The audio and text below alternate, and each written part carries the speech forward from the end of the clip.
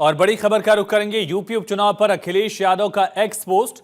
बात सीट की नहीं जीत की है। इंडिया के संयुक्त प्रत्याशी 9 सीटों पर लड़ेंगे। अखिलेश ने कहा 9 प्रत्याशी साइकिल के निशान पर चुनाव लड़ेंगे।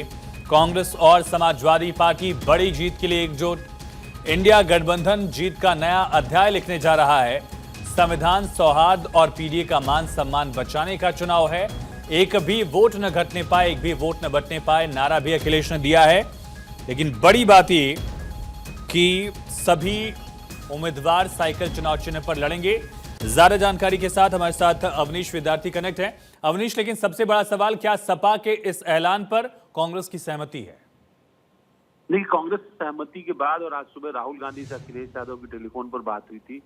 उस बात के बाद ही ये डेवलपमेंट है, जब आज देर शाम जो है एक बार फिर कांग्रेस आलाकमान से अखिलेश यादव की बात हुई। अंतिम दौर की तय किया गया कि अब उपचुनाव में जो सभी सीटें 9 सीटों जिन पर उपचुनाव हो रहा है विधानसभा का, उन सभी सीटों पर उत्तर प्रदेश की सबसे मजबूत विपक्षी पार्टी जो है समाजवादी पार्टी, उसी के सिंबल साइकिल पर चुनाव लड़ा जाए। कि कांग्रेस पार्टी की तरफ से जो डिमांड थी, पार्टी की तरफ से 5 सीटें पहले मांगी जा रही थी, फिर वो आंकड़ा 3 सीटों पर सिमटा।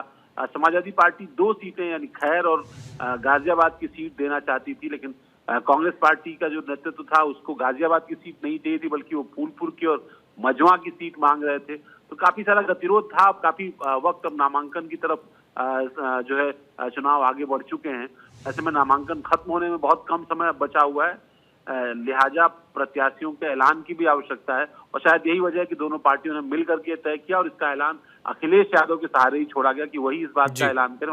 इसीलिए अखिलेश यादव ने इतना व्यापक ट्वीट जो है अब थोड़ी देर पहले किया है। ठीक है अवनीश, बहुत शुक्रिया तमाम जानकारी के लिए। और पॉलिटिकल एडिटर अदिति नागर भी हमारे साथ जुड़ी हुई हैं। अदिति, क्या मायने निकाले जाए और खास करके क्या इसे महाराष्ट्र से जोड़ा जाए? वहां पर भी कांग्रेस ने एक तरह से समझौता किया, 85-85 का एक फॉर्मूला आया। अब यूपी में हम देख रहे हैं कांग्रेस अपने सिंबल पर प्रत्याशी नहीं उतार रही है, बल्कि सभी प्रत्याशी सपा के सिंबल पर होंगे। ये जानकारी भी सामने आ गई है। अखिलेश यादव के ट्वीट में लिखा है बात सीट की नहीं जीत की है।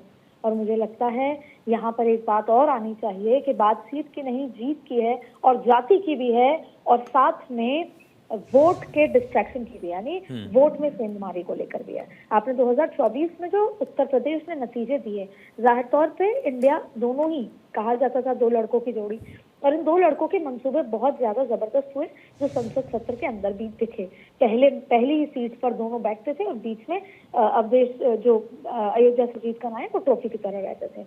लेकिन जाहिर तौर पे कांग्रेस का एक बड़े दिल इसमें यहाँ पे रखा गया है, क्योंकि ऐसा करने से कांग्रेस का वोट बैंक सपा के पास चला जाता है, भले ही कम हो लेकिन सपा के पास जाता है जी। बहुत बड़ा दिल चाहिए। जहां प्रियंका गांधी ने जिम्मा उठाया था कांग्रेस का उत्तर प्रदेश में, वहां केवल समाजवादी पार्टी के सिंबल पर चुनाव लड़ना एक ही उद्देश्य बताता है कि किसी भी कीमत पे भारतीय जनता पार्टी को इन 9 सीटों में सत्ता में। लेकिन क्या रहती लोकल पार्टी यूनिट की बातों को किनारे करके या अलग हटाकर आला कमान का फैसला संगठन के लिहाज से कितना सही होगा?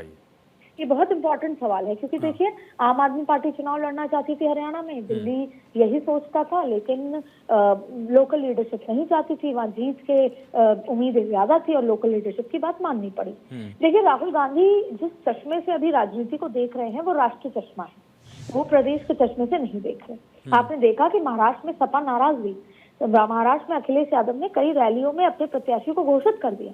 उन्होंने कहा कि हमने केवल इंडिया गठबंधन से 12 सीटें मांगी थी, लेकिन उन्होंने 12 सीटों पर चर्चा नहीं की। और अब जहां मुझे लगता है कि हम जिताऊ हैं वहां हम चुनाव लड़ेंगे।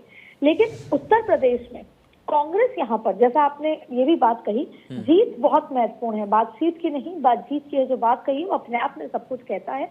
और ये बात तय है कि कांग्रेस के जो लोकल नेता हैं उत्तर प्रदेश के, वो ये नहीं चाहते होंगे कि समाजवादी पार्टी के चिन्ह पर कांग्रेस का प्रत्याशी लड़े। ये बात तय है। लेकिन अब ये केंद्र ने फैसला ले लिया है, क्योंकि केंद्र ये मानता है कि अगर हमने आम आदमी पार्टी के अलायंस का फैसला हरियाणा में लिया होता तो आज शायद सरकार कांग्रेस की होती। इसलिए अब किसी भी बात पे ना सोचते हुए, और ये बड़ा फैसला है क्योंकि ऐसे में कांग्रेस की आइडेंटिटी भी खत्म होती है उत्तर प्रदेश में। ऐसे में जो थोड़े बहुत वर्कर्स हैं वो भी समाजवादी के पीछे शिफ्ट होते हैं। और आपको याद होगा आज से 3 महीने पहले 2024 के चुनाव के बाद बार बार ये कोशिश की गई थी और भाजपा के नेता सपा के कार्यकर्ताओं के पास जाके कहते थे कि तुम्हारा क्या है, सब कुछ राहुल गांधी का हो जाएगा, और ये फूट डालने की कोशिश की थी कांग्रेस और सपा के बीच में। लेकिन आज ये जो एक सिंबल पे चुनाव लड़ने का फैसला, ये कांग्रेस के लिए दिल पे पत्थर रख के लड़ने का फैसला है। लेकिन अगेन राहुल गांधी राष्ट्र चश्मे से ये सारे चुनाव देख रहे हैं, इसलिए फैसला लिया है। तमाम जानकारी के लिए अदिति बहुत शुक्रिया। अब इसका नतीजा क्या होगा, क्या ये रणनीति कारगर साबित होगी, ये नतीजे 23 तारीख को सामने आएंगे, स्थिति क्लियर होगी कितनी सीटों पर इंडिया अलायंस यूपी में अपनी जीत दर्ज कर पाता है।